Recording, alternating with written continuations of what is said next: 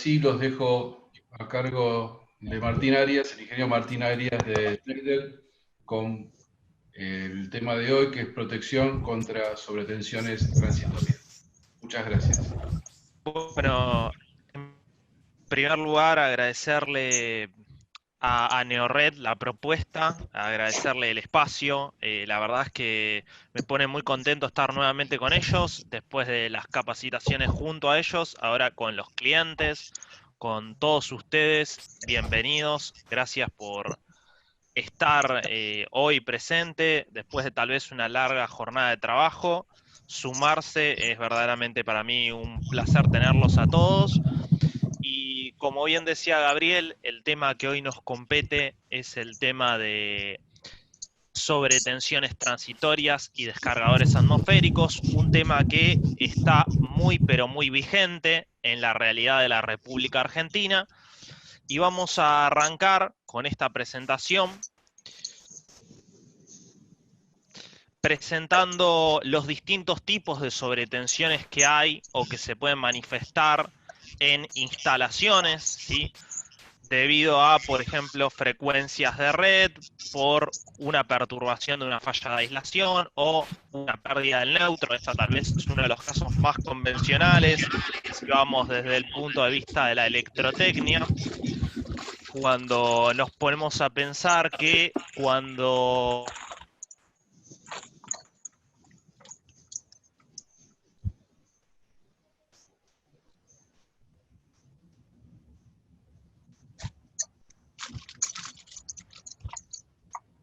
Martín, has quedado silenciado, no sé si...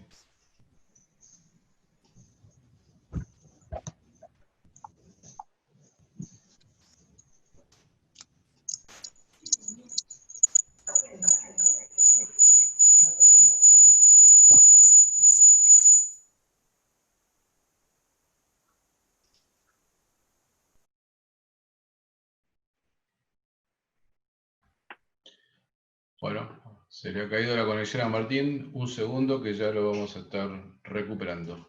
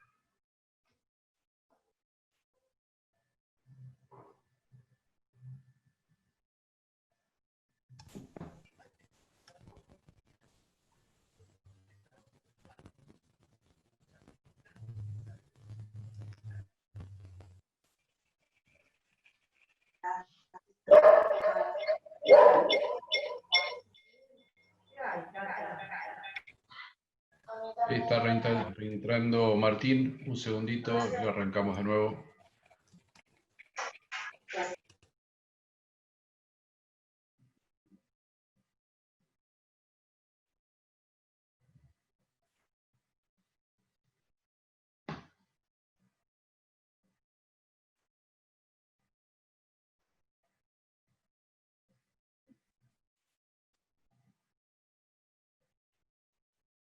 ¿Cómo? Pero no habla.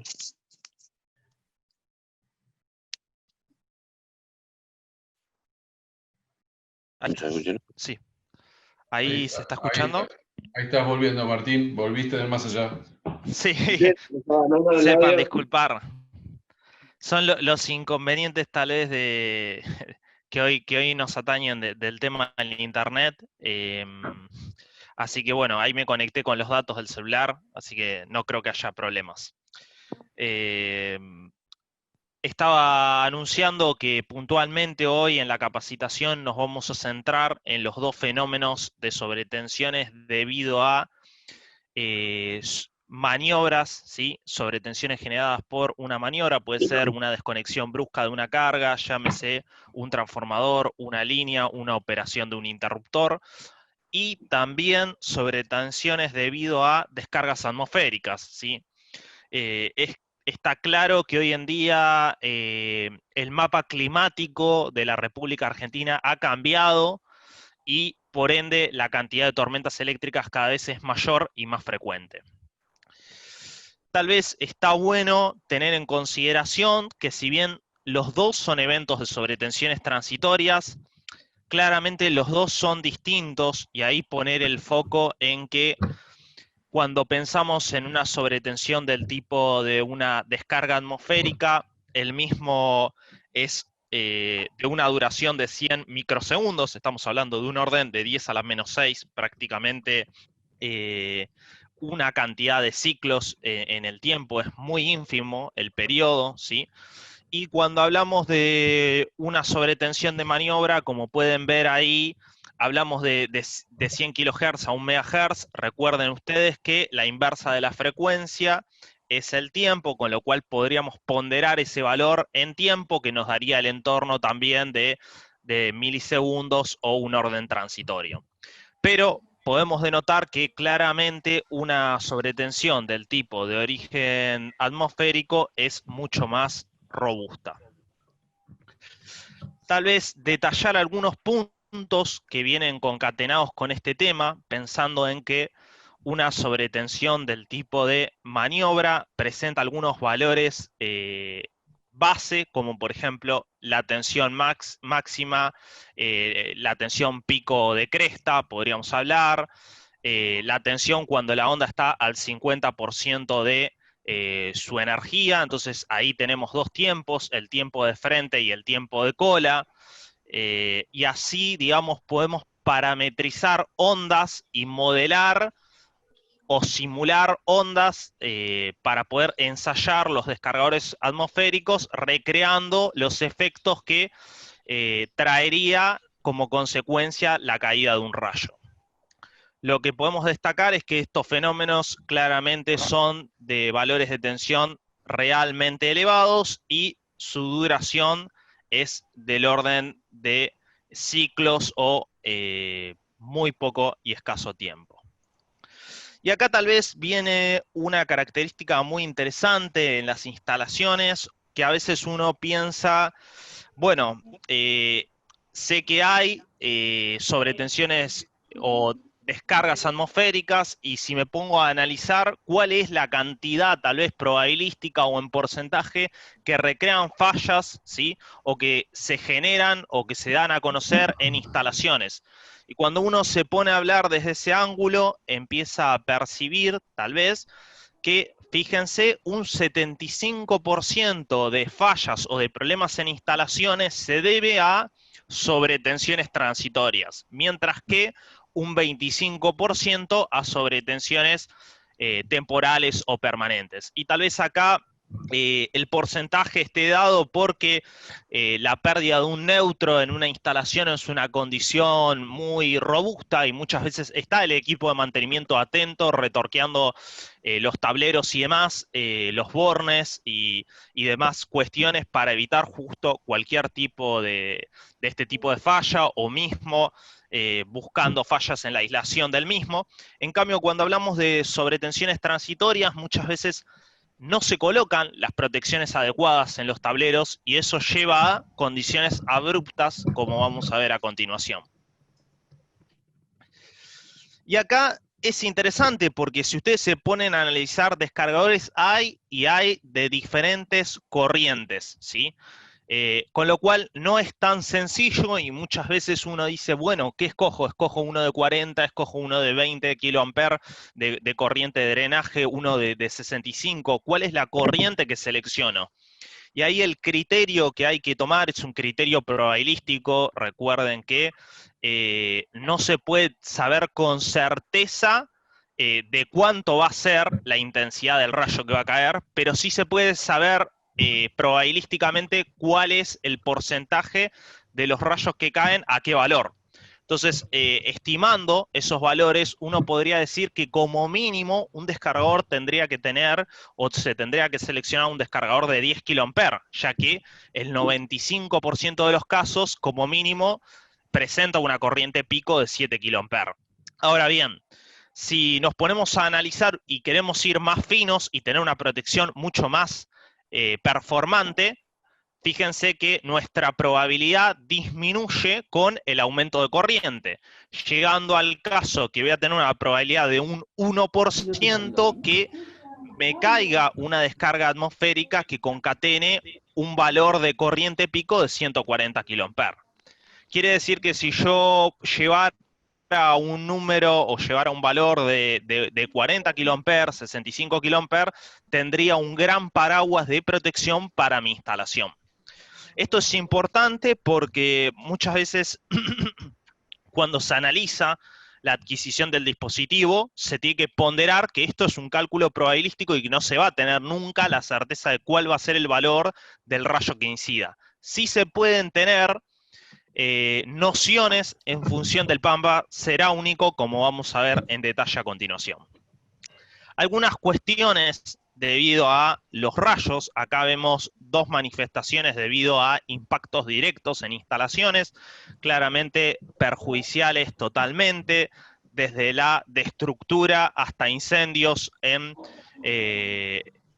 casas, instalaciones, torres y demás, es decir que un impacto directo puede ser muy pero muy severo para una instalación, pero no hay que olvidarse que también se puede manifestar de forma indirecta, como vamos a ver a continuación, una sobretensión, y afecta sustancialmente equipos que tal vez tengan un valor para aquella persona, para aquel cliente al cual trabajemos, más que significativo y más que considerable.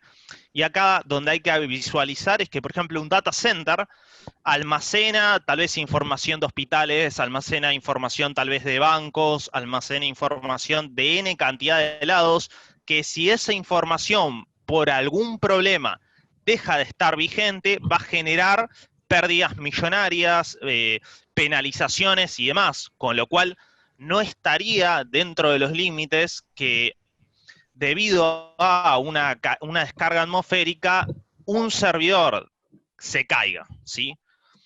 Y podemos mencionar ejemplos multinacionales, como es el caso de Estados Unidos, en una incidencia de un rayo sobre una torre.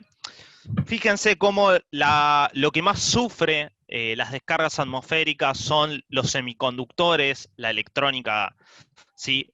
Que es muy sensible a este tipo de sobretensiones transitorias. Obviamente, no solamente la electrónica, si como vimos el rayo es de una magnitud considerable, también va a generar daños en equipamientos, llámese interruptores y demás, ¿sí? Depende del nivel de tensión residual. Ahora vamos a verlo un poco más en detalle. Otra cuestión que podemos analizar es desde el punto de vista tal vez de álabes o motores, ¿sí? Elementos que van a estar expuestos, cómo genera esto. Fíjense, ahí se puede ver un bobinado de un motor, como el mismo está totalmente carbonizado debido al impacto de un rayo. Más allá de estos entornos, tal vez que mencionábamos como data center y equipamientos, siendo electrónica potencia o motores, podemos destacar ambientes realmente que están en una situación límite o extrema, como puede ser una plataforma marítima, ¿no? En donde van a estar expuestos a cualquier condición severa en el ambiente que están instalados. Refinerías también podríamos pensar, petroleras, aeropuertos, ¿sí? Recuerden que los aeropuertos tienen sistemas de pararrayos, están las torres de control y demás. Digamos, dentro de otro de los segmentos muy, pero muy vinculantes a este tema, uno podría hablar de hospitales. Imagínense si por la caída de un rayo deja fuera de servicio un TGVT, un tablero, y a causa de eso el quirófano pierde alimentación, el sistema de respaldo no funciona y se queda sin servicio la instalación. Sería realmente crítico y la penalización a esa instalación sería más que suficiente como para afrontar los costos. Vamos a meternos ahora desde la parte física, después de ver potenciales daños debido a las descargas atmosféricas, y cuando pensamos en cómo ocurre o a qué se debe desde el punto de vista físico una sobretensión de maniobra, o transitoria, mejor dicho, o de descarga atmosférica precisamente, fíjense que cuando incide un rayo, a través de una superficie por la ley de Biot-Savart, sabemos que genera un campo magnético. ¿Y por qué vamos a generar o hacer foco sobre este campo magnético? Porque sabemos que la derivada del flujo respecto del tiempo genera fuerza electromotriz. Y sabemos que el flujo es proporcional al campo magnético por la superficie. Entonces acá, a través de este muestreo matemático, llegamos a la conclusión que el rayo, que inicialmente podría simularse como una propagación de corriente, mediante la ley de Faraday-Lenz se va a inducir como una sobretensión, la cual va a poder incidir o se va a poder manifestar de diferentes formas, como vamos a ver en breve. Y acá tal vez una simulación de qué es lo que ocurre. Acá el árbol está actuando, ¿sí?, como pararrayo. El rayo va a caer sobre el árbol y, como ven, se va a propagar, obviamente con diferentes niveles de tensión, y va a viajar a través de los conductores de baja tensión del transformador que alimentan a esa vivienda, generando una sobretensión a su ingreso, ¿sí? Claramente, si esa instalación no poseía un descargador atmosférico, dicha sobretensión va a recaer sobre todos los equipamientos con los cuales cuenta esa instalación. Claramente la condición va a ser abrupta. De lo contrario, si yo poseo un equipamiento de protección contra descargas atmosféricas, la sobretensión atmosférica va a ser drenada a la puesta a tierra correspondiente. Acá podemos ver cómo se manifiesta la diferencia de potencial. Obviamente, a medida que me voy alejando, la inducción es menor, ¿sí?, hasta cierto punto donde si me alejo n cantidad de distancia, la sobretensión va a ser nula.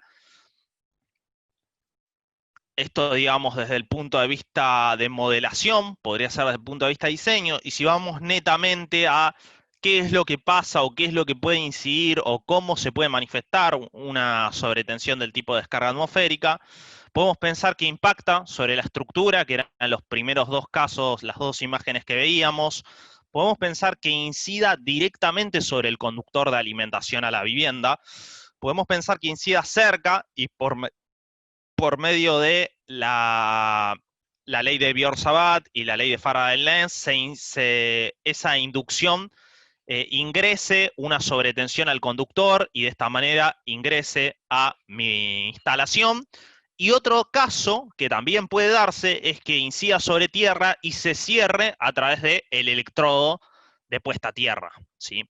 Son casos posibles, distintas variantes.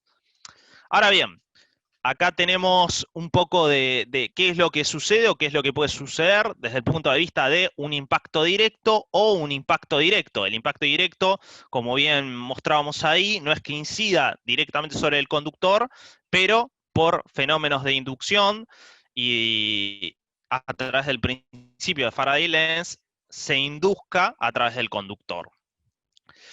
Cuando hablamos de protecciones contra contactos directos, ahí tal vez el foco o la forma de proteger es utilizando pararrayos, ¿sí?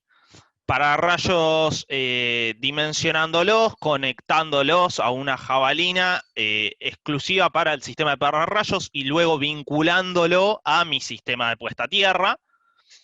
Otra forma es utilizar un sistema de protección del tipo jaula. Entonces yo utilizaría las columnas, si ya tomo el sistema de puesta a tierra de base de diseño, entonces voy a construir mi estructura y seguramente vincule mis conductores de puesta a tierra y utilice la estructura para poder suplirlos a tierra y luego haga conexiones del tipo estrella para poder drenarlo con su propia jabalina vinculada a todo mi sistema de puesta a tierra.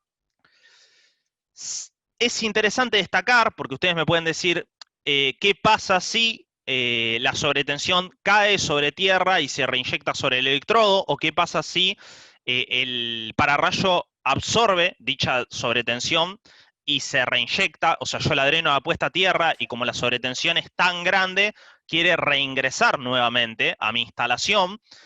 Es un caso que pasa y se efectúa. Fíjense que una probabilidad de el 50% de las veces esta sobretensión vuelve a reincidir en la instalación. Y lo interesante acá es que el descargador, cuando se genere este fenómeno, va a servir de barrera y va a denegar nuevamente la sobretensión y la va a drenar nuevamente a tierra. Ahora, tal vez después veamos un poco más específico en función, a medida que vayamos avanzando, de los distintos tipos de descargadores, cómo funcionan los mismos. Interesante destacar entonces que si yo tengo mi tablero general de baja tensión, porque a menudo cuando uno está dimensionando, cuando uno está pensando en cómo selecciona las protecciones de descargas atmosféricas, uno tal vez piensa, bueno, selecciono, si tengo, supónganse, 10 tableros, 5 tableros son de cargas sensibles y después tengo el TGBT, uno dice, bueno, le pongo descargadores a todos, o cuál es el criterio que tengo que usar, acorde a, ahora vamos a ver más en detalle, si hay pararrayos y demás características, nivel ceráunico y demás. Lo ideal que sería poner un descargador, el más abrupto posible en el TGBT, y luego, en esos 5 tableros del ejemplo, si hay cargas sensibles, colocar descargadores de clase 3. Vamos a hablar un poco de la coordinación de descargadores en una instalación.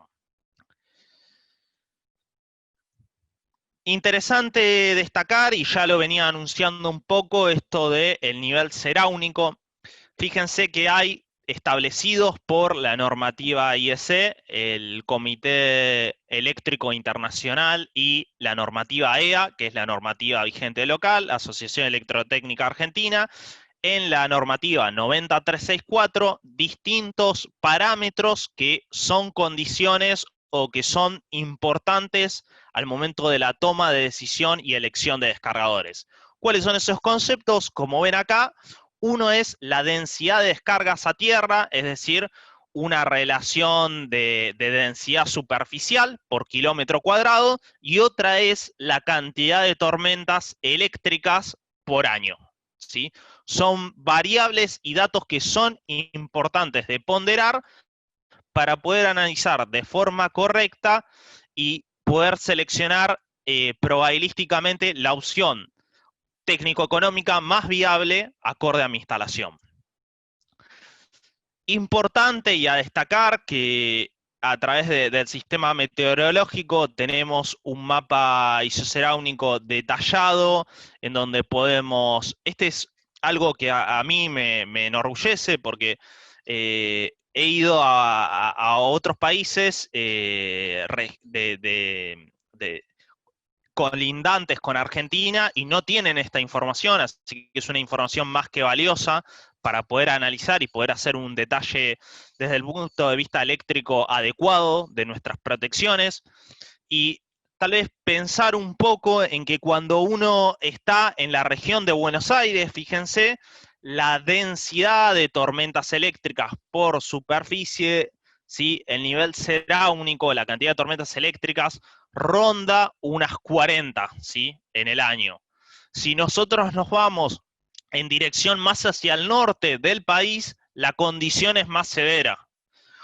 Tal es así que, fíjense, en el litoral estamos rondando unas 90, de la misma forma lo que es un poco el NOA de nuestro país. En Córdoba hay un nivel bastante interesante de tormentas eléctricas, con lo cual tenemos un país que está bastante sujeto a tormentas eléctricas. ¿Qué nos dice la normativa? Y recuerden ustedes que a través de la Ley de Higiene y Seguridad 19.587 hace que lo que esté establecido en la reglamentación AEA pase a ser obligatorio, ¿sí?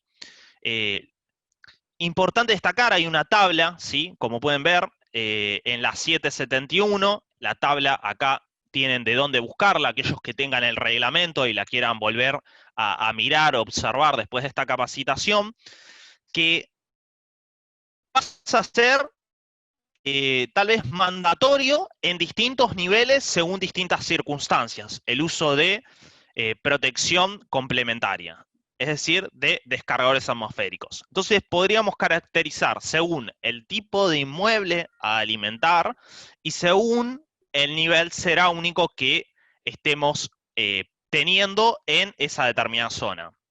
Cuando nos ponemos a pensar en una instalación que tiene pararrayos, ¿sí?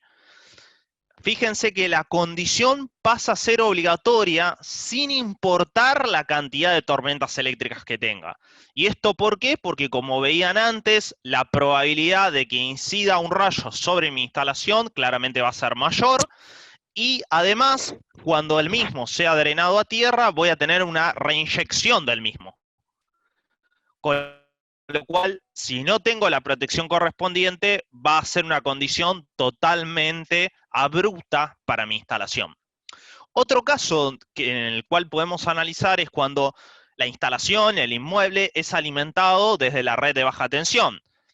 Cuando esa red se alimenta de forma total, de forma aérea o parcial, que claramente es el gran caso de la mayoría del territorio argentino. ¿Sí? Sacando o excluyendo tal vez a la Capital Federal, el resto de las provincias, provincia de Buenos Aires y demás, la alimentación es aérea o parcialmente aérea. Y ahí tal vez uno piensa, ¿sí?, en que si la cantidad de tormentas eléctricas supera a las 25, el uso de esta protección, según AEA, es obligatorio, ¿sí?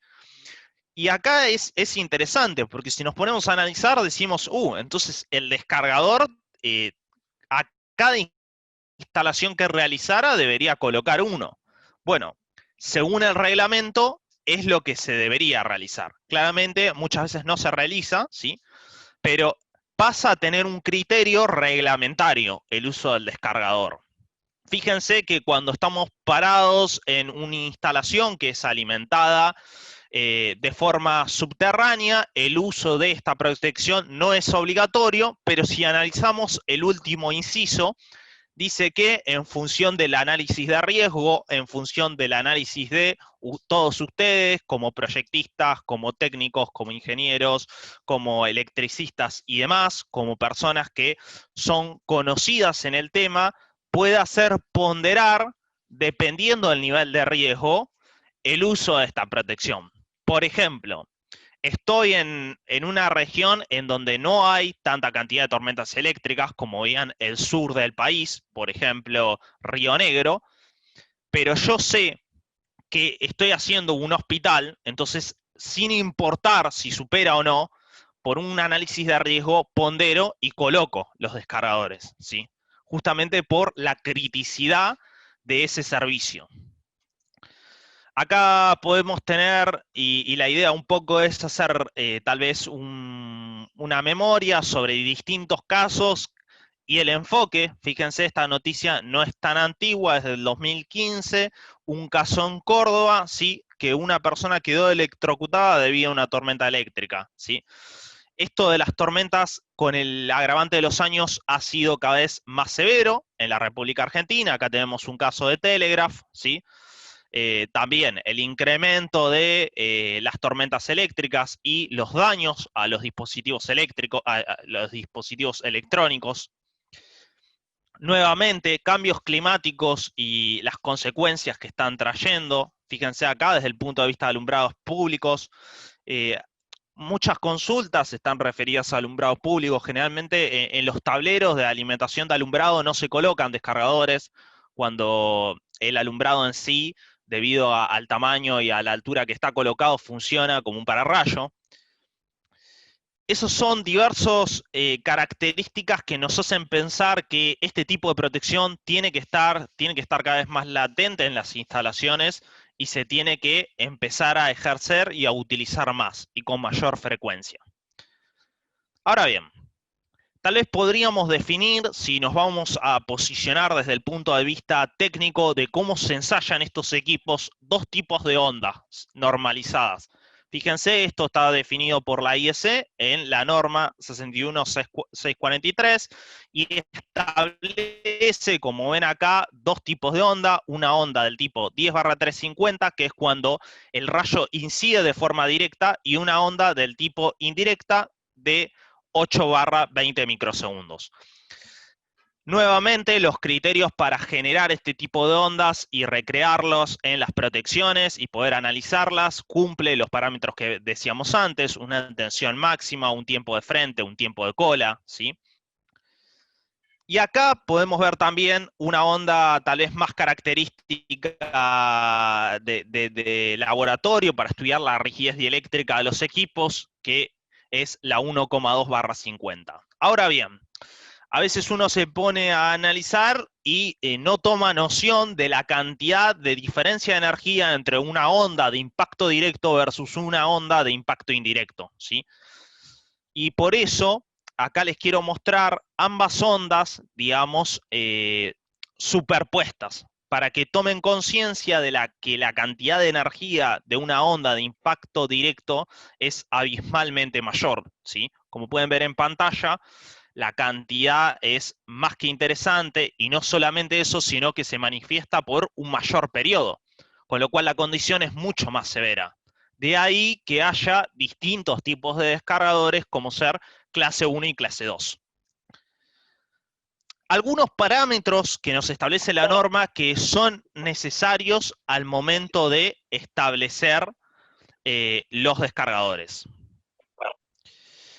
Ahí podemos pensar en lo que es la máxima corriente de impulso, que es el valor límite soportado, ¿sí?, pero para una onda de ensayo del tipo 10/350, mientras que tenemos una corriente máxima de descarga o de drenaje, que es la ensayada con una onda 8/20, ¿sí?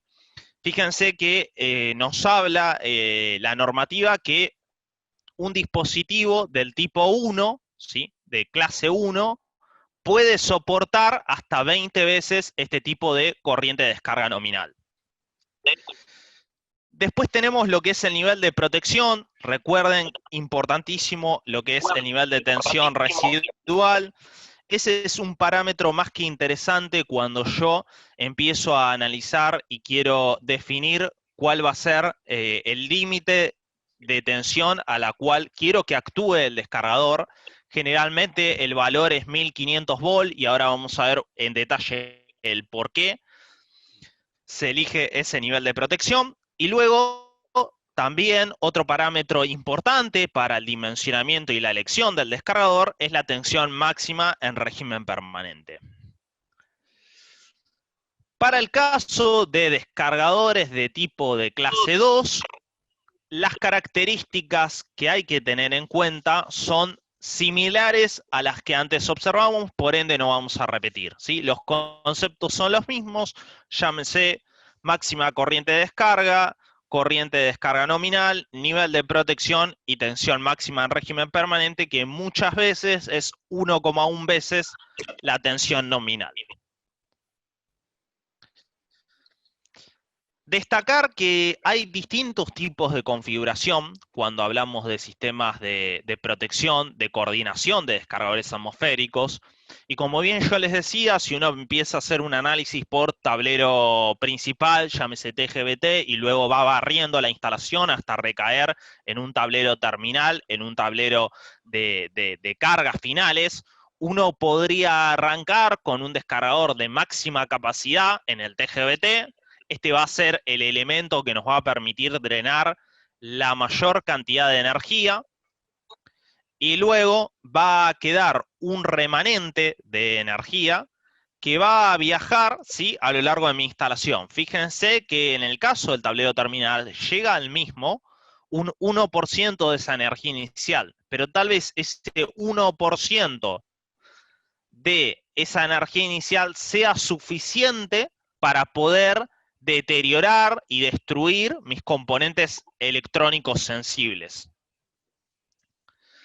Acá tenemos tal vez distintos esquemas, distintas configuraciones de cómo hacer una coordinación de descargadores atmosféricos, partiendo tal vez, por ejemplo, si no hay pararrayos en una instalación, con un descargador clase 2 en la acometida, y si esas cargas sensibles se encuentran a menos de 10 metros del descargador, sin necesidad de colocar un descargador de tipo clase 3 para complementar la coordinación de descargadores. Ahora bien, si esa distancia de ese tablero a la cual están cargas sensibles excede esos 10 metros, debería complementar para evitar sobretensiones en los equipos con un descargador del tipo clase 3 ubicado en ese tablero de cargas sensibles.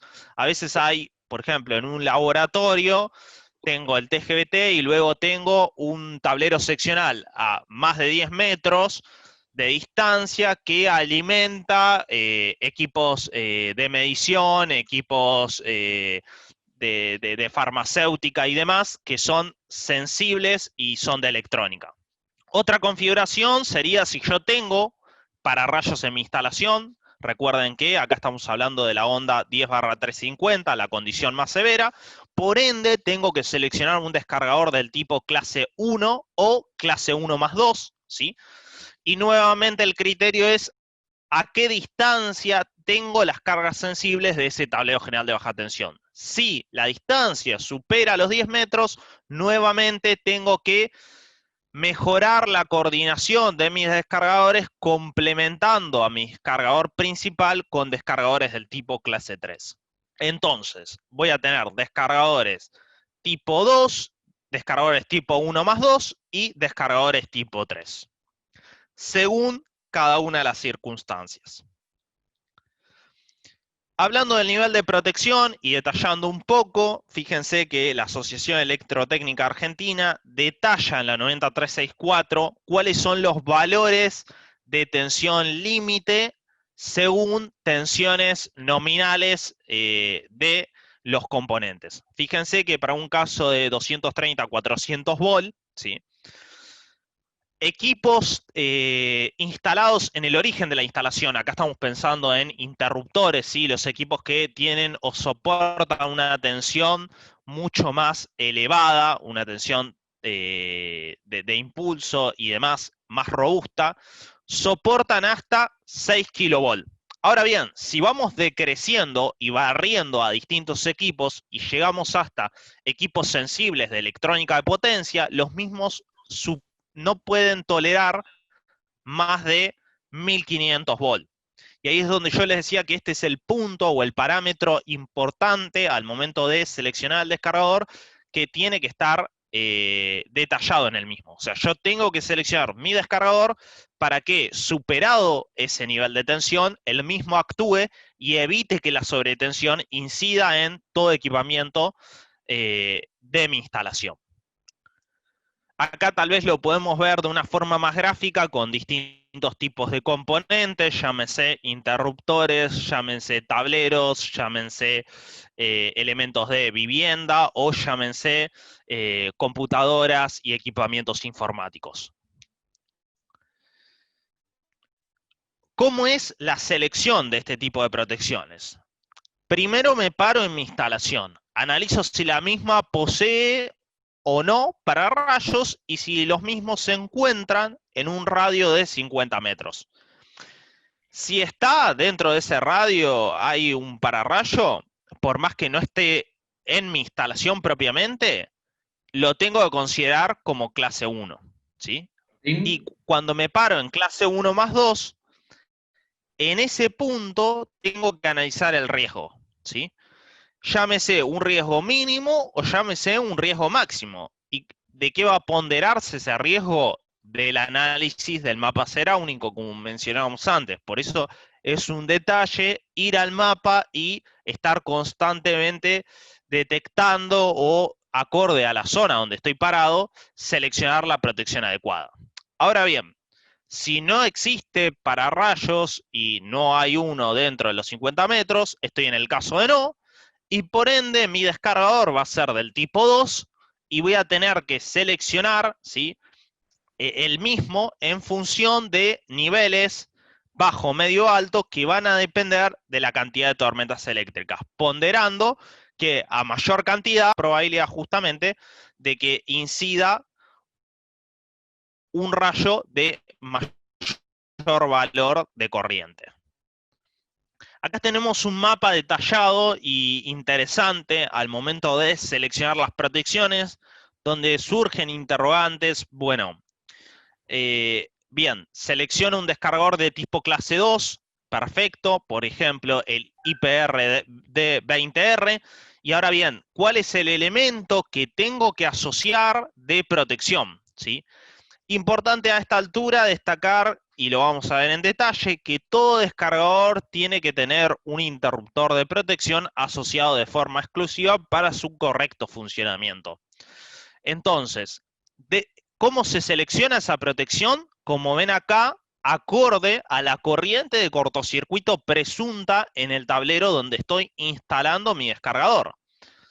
Por ejemplo, si el mismo no excede los 6 kA, lo puedo proteger con un interruptor termomagnético, ¿sí? IC60N, IK60N, EC9, etc. ¿Sí? Cualquier interruptor termomagnético que soporte, bueno, justamente EC9 no, que es 4,5, pero sí IK60N, IC60N y demás. Ahora bien, si presento un valor de corriente de cortocircuito presunta en ese tablero de 25 kA, voy a tener que ir seguramente a un interruptor caja moldeada para poder lograr ese poder de ruptura. Entonces ahí, importante entender que no es acorde a esos 65, 40 kA de corriente de drenaje que veíamos al principio, sino que es en función de la corriente cortocircuito presunta cómo se selecciona la protección asociada a mi descargador. Cuando pensamos en cómo se debe instalar este tipo de protecciones, acá hay un esquemático unifilar bastante simplificado y útil. Este tipo de equipamiento siempre se coloca en paralelo, ¿sí?, a la alimentación. Tiene que tener una protección asociada exclusiva. Y sí o sí, este tipo de equipamiento tiene que estar conectado al sistema de puesta a tierra. ¿Cómo sería una simulación? ¿Sí? Ingresa un rayo por un impacto indirecto, por un impacto directo, a través de mi interruptor general. En este punto, ¿sí?, el rayo va a ir por el camino de menor impedancia, ¿sí? La corriente no es tonta y siempre trata de circular por el camino de menor impedancia. Como mi descargador está asociado a tierra y la sobretensión va a exceder claramente los 1500 volts, los descargadores de tipo clase 2, yo no lo dije, pero su comportamiento es un varistor, que tienen placas de óxido de zinc, que debido a esa sobretensión se van a volver conductoras en ese preciso transitorio, en ese instante, y van a generar un camino conductor para esa sobretensión, drenándola a tierra, ¿sí?, y evitando que la misma incida a las cargas. Ahora bien, ¿qué pasa cuando la sobretensión trata de reingresar? Nuevamente, el descargador se va a poner conductor en ese momento, las placas de óxido de zinc, y va a denegar la sobretensión para que no ingrese mediante el electrodo y la devuelva a la puesta de tierra correspondiente.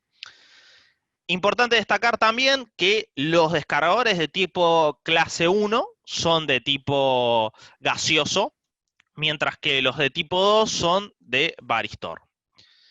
La diferencia está obviamente en la cantidad de corriente de drenaje que pueden drenar, valga la redundancia, teniendo en consideración que, como previamente les mostré, la condición de un clase 1 es una condición más abrupta. Fíjense que hay una característica a tener en cuenta, que si bien yo el descargador lo tengo que conectar a puesta a tierra, tengo que tratar de minimizar el camino, ¿sí? El camino de puesta a tierra a mi barra equipotencial y que la misma vaya al sistema, a la jabalina de protección y luego se vincule a todo mi sistema, no debe superar los 50 centímetros. ¿Por qué?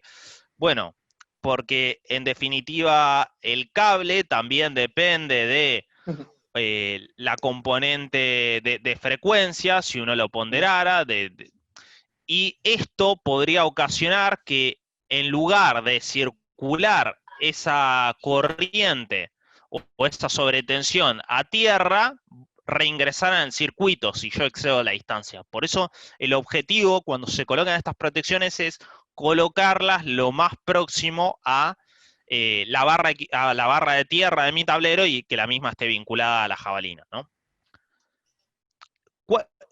Tal vez uno de los interrogantes que les surge, y ahora en breve los voy a escuchar porque sé que debe haber consultas, es ¿cuál es la vida útil de estos equipos? Y la vida útil de estos equipos está marcado por dos características. La primera, un envejecimiento natural, ¿sí? A medida que el descargador vaya drenando N cantidad de rayos, N cantidad de sobretensiones de maniobra, los varistores que post descarga de la sobretensión vuelven a su estado original, como todo aislante se van degradando, ¿sí?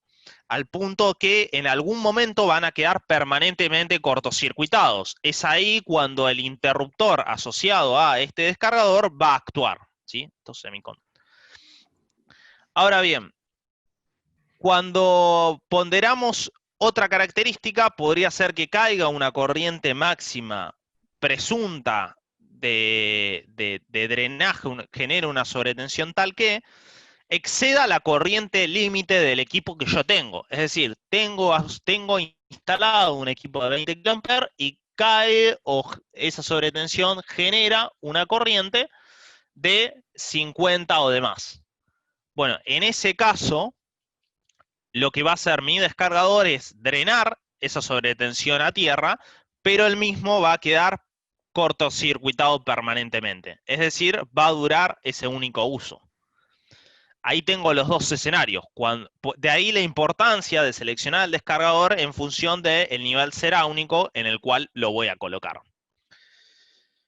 Mostrarles un poco qué es lo que hay en el mercado por parte de Schneider Electric. Poseemos descargadores del tipo EC9 que son de clase 2 con una corriente máxima de drenaje de 20 kA, un polo más neutro o 3 polos más neutro, y recordarles que estos elementos tienen que estar asociados a un equipo de protección. En este caso, acorde al ensayo que realizó Schneider Electric, el interruptor que recomendamos es un interruptor EC9 de 25 A de 4500, ¿sí? En el caso de otro tipo de descargadores, acorde a la necesidad, tenemos lo que es la oferta PRD y la oferta PRF, descargadores del tipo fijo o descargadores del tipo por cartuchos, ¿sí? Importante acá destacar que si se destruye un cartucho, puedo reponer el mismo, ¿sí? Y acá tal vez marcarles, no sé si prestan el detalle de clase 1 y clase 1 más 2, acá se ven los dos cartuchos, uno va a ser el correspondiente a si el al tipo de protección, es decir, va a tener un varistor, y el otro, el que está al lado, va a tener un tipo de protección gaseosa, porque es un descargador dual para las dos clases. Otro tipo de descargadores vigentes y que tenemos dentro de la oferta son los descargadores eQuick PRD, que vienen con un interruptor termomagnético asociado.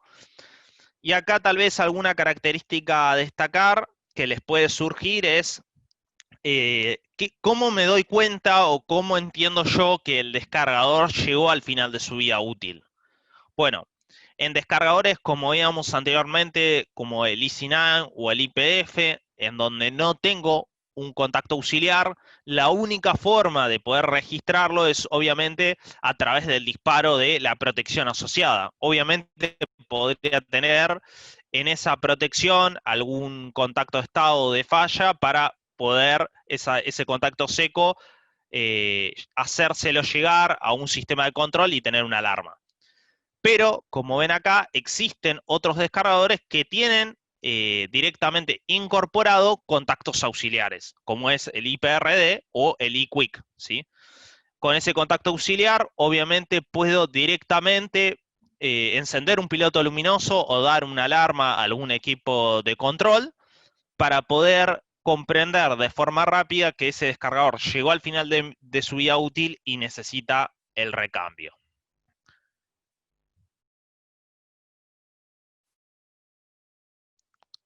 Otra característica para casos un polo o un polo más neutro, ¿sí? O tres polos más neutro, la oferta IPRD, que es de cartuchos, los mismos se pueden cambiar nuevamente, y la oferta eQuick PRD8R. No sé si también ven el detalle, pero los cartuchos y los descargadores en sí presentan una ventana en la cual va a cambiar de estado si el descargador, si ese cartucho queda fuera de servicio. Ese sería tal vez una forma visual de acercarse al tablero. Obviamente, además, lo que voy a observar es el interruptor de protección operado. Hasta ahí un poco la presentación que teníamos para el día de hoy, y ahora abrimos el espacio para toda consulta que haya surgido y que quieran repasar.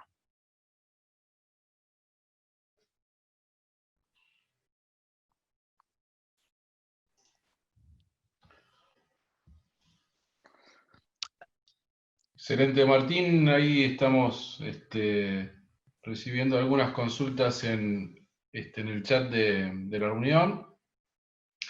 Y te las paso. Por aquí están preguntando, Héctor Aló, si esos 10 metros son lineales o de cable. Eso cuando te referías a la distancia donde tenés que tener el descargador, entiendo, si mal no recuerdo. ¿Me Pueden escuchabas? ser, sí, esos 10 metros pueden ser también radiales, ¿sí? No solamente lineales. Sí, pero se refería más a la instalación de cables o de distancia. Ah, de cables. Ahí va, esa era la pregunta. Por otra parte, si la cercanía de los árboles que aumenta la caída de los rayos o facilita esto en la zona, se puede considerar como un pararrayos para el cálculo. Sí, se tiene que considerar un pararrayo. Bien, excelente. Seguimos. El tipo de tierra tiene que ser a la segunda napa para que funcione más estable. Muy buena pregunta. En cuanto al sistema de puesta a tierra, lo que tiene que garantizar es lo que dice la reglamentación AEA. Obviamente ese valor hoy en día está discutido, pero hasta el momento es menor o igual a 40 ohm, ¿sí? El nivel de resistencia. Bueno, ahora paso un aviso mientras en un segundo seguimos con las preguntas. Les acabo de dejar en el chat un link que apunta a un formulario simplemente para que ustedes se puedan poner sus datos mínimos. Así podemos tener un dato de ustedes y poder invitarlos a próximas capacitaciones. Así que les agradecería mucho si cargan sus poquitos datos en este formulario. Nos preguntan si se podría enviar un manual de diseño o las diapositivas. Buena pregunta. Les puedo hacer llegar el material. Me gustaría que se contacten. Voy a dejar mi mail. Así, Ahí, Martín, si te parece, a a todos ver. los que dejen su email en el formulario de contacto, le vamos a hacer llegar la información de manual y lo que te parezca pertinente para compartir con ellos. Perfecto, me encantó Gabriel. Por favor, les pedimos que completen el formulario, así les podemos reenviar la información. No sé si han observado, pero yo no lo mostré, pero dentro de nuestro catálogo también hay un esquemático, un árbol de cómo seleccionar los descargadores. No hice mucho foco, pero una variable también es el sistema de puesta a tierra, si el mismo es IT o TNS, también se implica o es un agravante en la selección del descargador, ¿sí? Excelente. Acá tenemos una pregunta muy concreta, que la acabo de perder. Dame un segundo.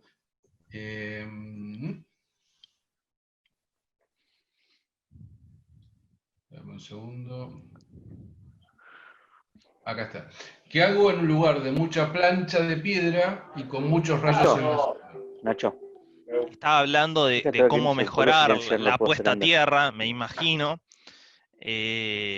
por la condición que está dando, donde la resistividad claramente no es buena, por lo que comenta, que creo que es uno de los problemas por los cuales se está debatiendo nuevamente el tema de cuál es el valor de resistencia que tiene que establecer la EA, cuál es ese valor que tiene que asociar. La verdad es que ahí, en ese tipo de suelo donde la resistividad es tan mala, lo que se debería hacer es algún tipo de tratamiento de mejora de la resistividad del mismo para lograr alcanzar ese nivel, ¿sí? Llámense con agentes químicos o ponderando capas que logren y permitan mejorar ese valor de resistividad de tierra. Correcto. Otra pregunta. ¿Cómo es la conexión con respecto a sistemas TT y TNS?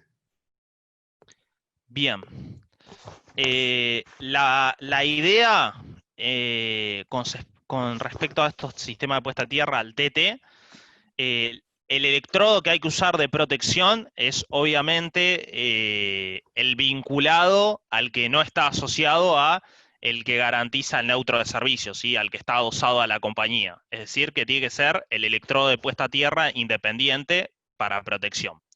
Y en el caso de TNS, donde hay un único electrodo, digamos, en un punto donde se concatena tanto, digamos, en el esquemático, donde se concatena lo que es el conductor de neutro y el conductor de protección, en ese tendría que estar asociado en algún punto el electrodo dedicado a lo que es el sistema de pararrayos y de protección a ese electrodo del sistema, ¿sí? Excelente. Bueno, a ver si tenemos alguna pregunta más. Creo que estamos cubiertos en algo ahí, un momentito. En un escenario de un data center, de una tierra electrónica, ¿se puede combinar una vía de chispa y un DSP para drenar una sobrecarga transitoria y que potenciarla para no dañar los equipos sensibles? Bien, el tema de los vías de chispa lo estuve analizando muy por encima. Preferiría indagarlo un poco más el tema, porque estuve mirando que lo que hace es prioriza el tipo de respuesta, pero me gustaría hacerte una explicación más dedicada, José, así que déjanos por favor en el formulario tu contacto, así te puedo especificar un poco más esa respuesta. Tenemos otra que tiene que ver con energías renovables. Dice, paneles solares instalados en el techo de la vivienda. ¿Se consideran como pararrayos?